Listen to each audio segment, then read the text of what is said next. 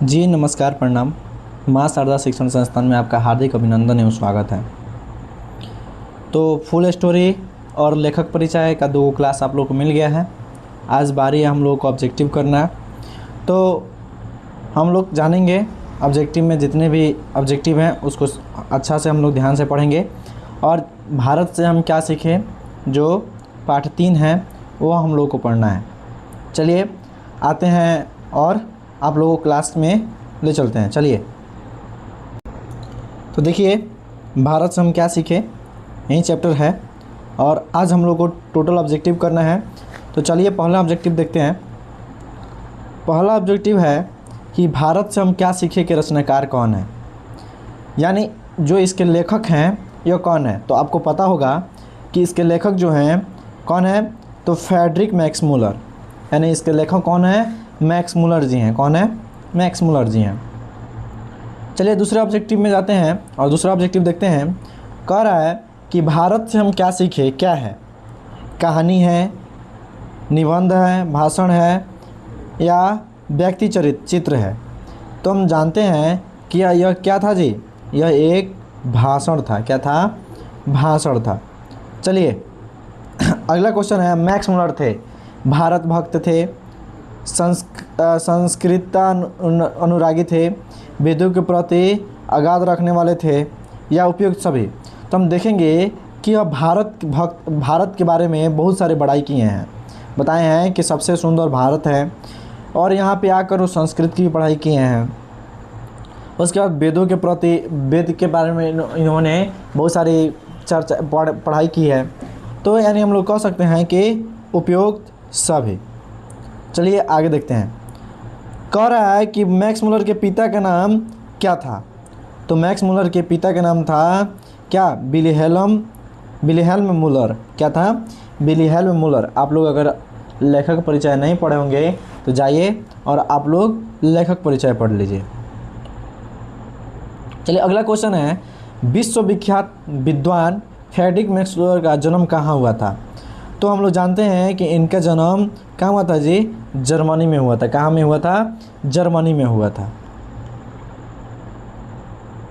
अगला क्वेश्चन देखते हैं, स्वामी विवेकानंद वेदांतियों का वेदांती किसे कहा है। तो आप लोगों को फुल स्टोरी पढ़ाए होंगे, उसमें बताए थे कि जो स्वामी विवेकानंद थे वो मैक्स मूलर को वेदांतियों का वेदांती कहे थे। चलिए अगला क्वेश्चन देखते हैं। अगला क्वेश्चन है कि मैक्स मूलर ने डैडस अवस्था में लेपेंजिग विश्वविद्यालय में संस्कृत का अध्ययन प्रारंभ किया था। तो जब वो 18 वर्ष के थे तब उन्होंने संस्कृत की पढ़ाई लेपेंजिग विश्वविद्यालय से में संस्कृत का अध्ययन प्रारंभ किया। किस चीज़ का, तो संस्कृत का। चलिए अगला देखते हैं। पूछ रहा है कि मैक्स मूलर का जन्म कब हुआ था। तो मैक्स मूलर जी का जन्म कितना हुआ था, तो बताइए, इसमें आप लोग बताइए आंसर। तो 6 दिसंबर कब हुआ था, 6 दिसंबर 1823 को हुआ था। कब हुआ था, 6 दिसंबर 1823 को। चलिए अगला क्वेश्चन देखते हैं। मैक्स मूलर ने नया सिकंदर किसे कहा है। मैक्स मूलर ने किसे कहा, विलियम जोन्स को, वारेन हेस्टिंग्स को या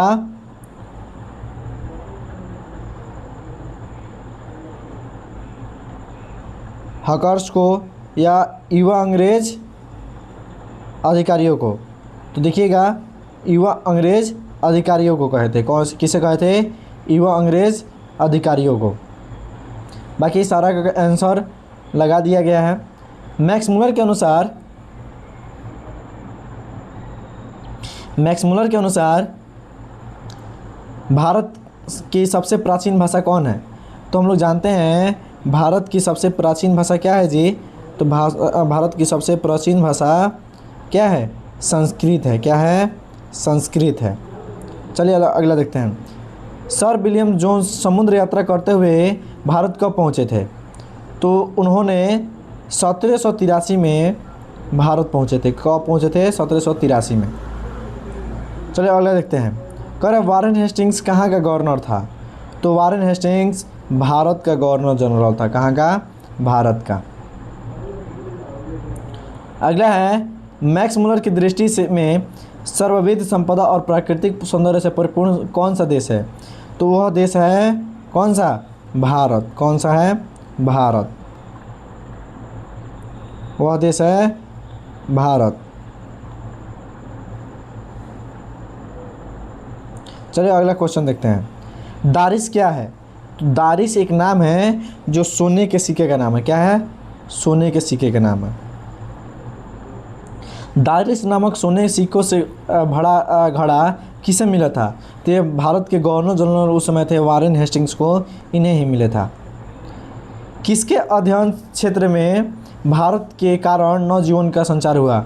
विधि शास्त्र, नीति कथा, भाषा विज्ञान या दैवत विज्ञान? तो देखेंगे नीति कथा। ऑब्जेक्टिव के अनुसार इसमें लगेगा नीति कथा। चलिए अगला देखते हैं। सर्ववेद संपदा और प्राकृतिक सौंदर्य से परिपूर्ण कौन सा देश है? यदि आप मुझे इस भूमंडल का अवलोकन करने के लिए कहेंगे तो बताऊंगा कि वह देश भारत। यह गद्यांश किस पाठ का है? तो यह है भारत से हम क्या सीखे। यह कहाँ से है? तो भारत से हम क्या सीखे। चलिए अगले क्वेश्चन देखते हैं। मैक्स मुलर ने कट और केन आदि उपनिषदों का किस भाषा में अनुवाद किया था? तो जर्मन भाषा में अनुवाद किया था। कौन से भाषा में? तो जर्मन भाषा में।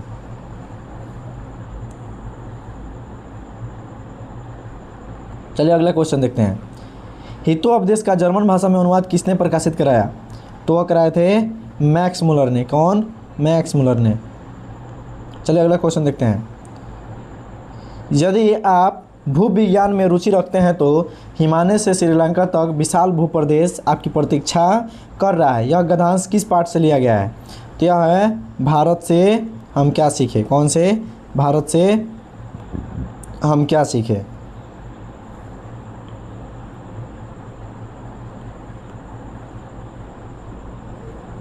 सॉरी, थोड़ा सा कुछ कारण हो रहा है। भारत से हम क्या सीखे। चलिए अगला क्वेश्चन देखते हैं। मैक्स मुलर के अनुसार वह कौन सा देश है जो हकर्स जैसे अनेक वनस्पतियों का उपन्यास ही अपनी ओर आकृष्ट कर लेती है?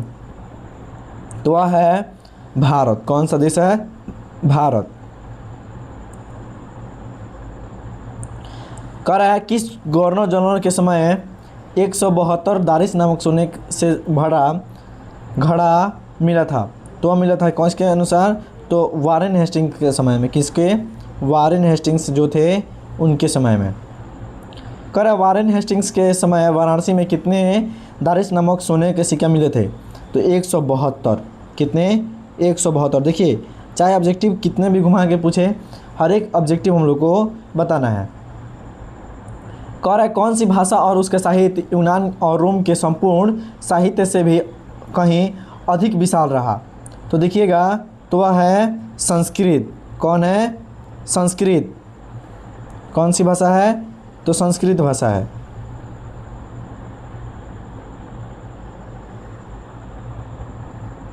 चलिए अगला देखते हैं। कर प्लेटो और कांट का अध्ययन करने वाले यूरोपियन लोगों को मनन युग देश है जर्मनी, भारत, ग्रीक और इनमें से कोई नहीं। तो हम जानते हैं कि इसमें भारत के बारे में विचार किया गया है, तो यह क्या हो जाएगा? भारत। एक बात याद रखिएगा, जहाँ भारत की बड़ाई है, किसका?